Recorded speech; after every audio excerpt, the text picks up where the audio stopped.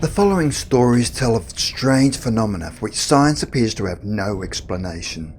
The first two stories are about children who predicted their own demise, while the final story is about a terrifying poltergeist haunting.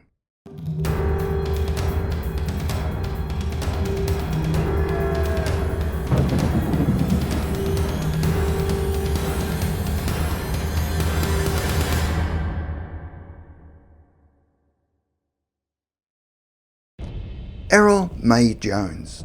On October the 21st, 1966, the small Welsh village of Aberfan was devastated when a coal mine waste tip collapsed and slid down a mountain slope, killing 144 people, of whom 116 were children.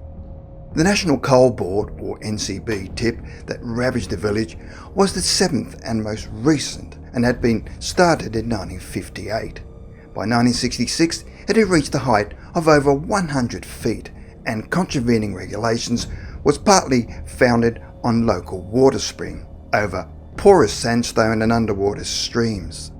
Following 3 weeks of heavy rain, a swelling of water in the tip created the massive downslide of slurry.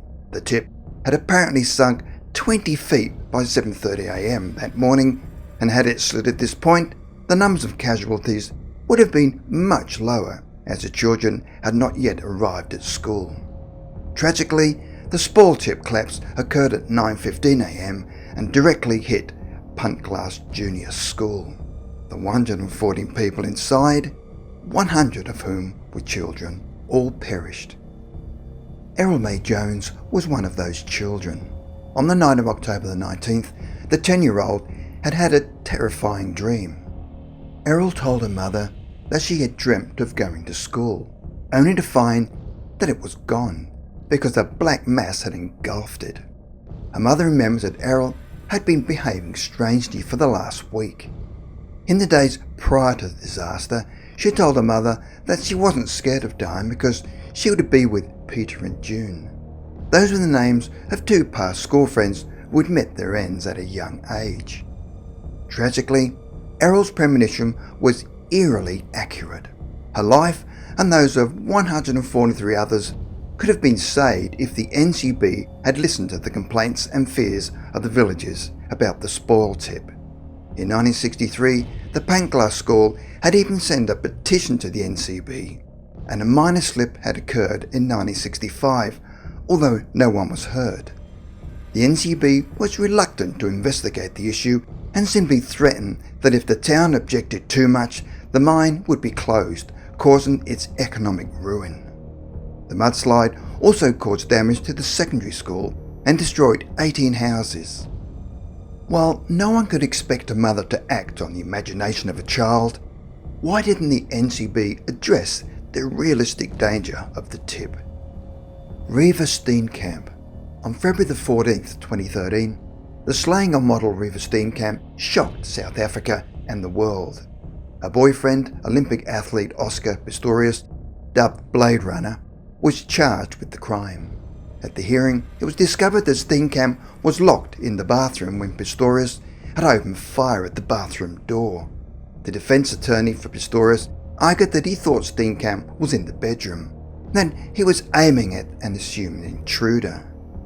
Pistorius was initially found guilty of culpable homicide, but the offence was later upgraded to murder and a 6-year sentence to over 13 years.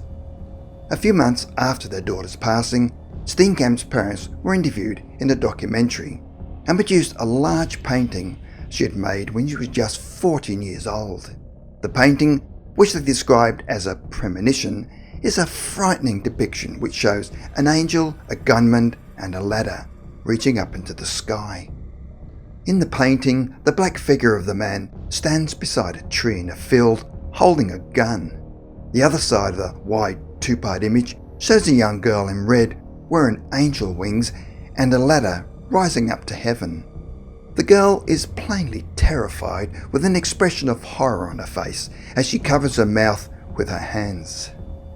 In the documentary, Steenkamp's mother expressed the couple's grief and feelings of guilt that they could not protect their daughter. She could not understand why Pistorius continued to shoot at the bathroom door, and the crime scene certainly indicated a violent overreaction to a suspected intruder. Steenkamp's painting seems to predict her passing by shooting, but she is tragically not around to explain what her artwork means. The word poltergeist is German for noisy ghost. It references a phenomenon usually attributed to vexatious spirits who have slightly sinister intentions towards the occupiers of a building. Cases have been reported almost since the beginning of historical records. However, the Thornton Heath poltergeist case is one of the most infamous. One August evening 27 years ago in Thornton Heath, England, a family was besieged by the poltergeist haunting. They were woken in the depths of the night by a bedside radio which had turned itself on, blaring loudly in a foreign language. The family went on to experience a series of belligerent paranormal events over a period of 4 years. In the following days and months, the hauntings became increasingly violent. Pictures falling from walls, plates and glasses flying from the cupboards, and on one occasion, a lamp leaping from a table and shattering over the husband's head. During the festive season of 1972, the Christmas tree started to shake violently and ornaments flew off, smashing against walls. At New Year, heavy footsteps and voices were heard in the upstairs bedrooms, and a dinner party was plagued by a crashing front door and all the house lights being switched on, then off. Late one night, the homeowner's son woke to observe a man dressed in old-fashioned clothing glaring menacingly at him. Attempts to exorcise the presence via a priest, then a spiritualist, failed, and the onslaught of terror intensified. The spiritual medium informed the family that the house was haunted by a farmer named Chatterton and his wife, who had resided in the house in the mid-18th century. They regarded the new occupants as trespassers on their property, and when requested, adamantly refused to leave. After 4 years of this torment, the very alive but tired family was forced to abandon their home.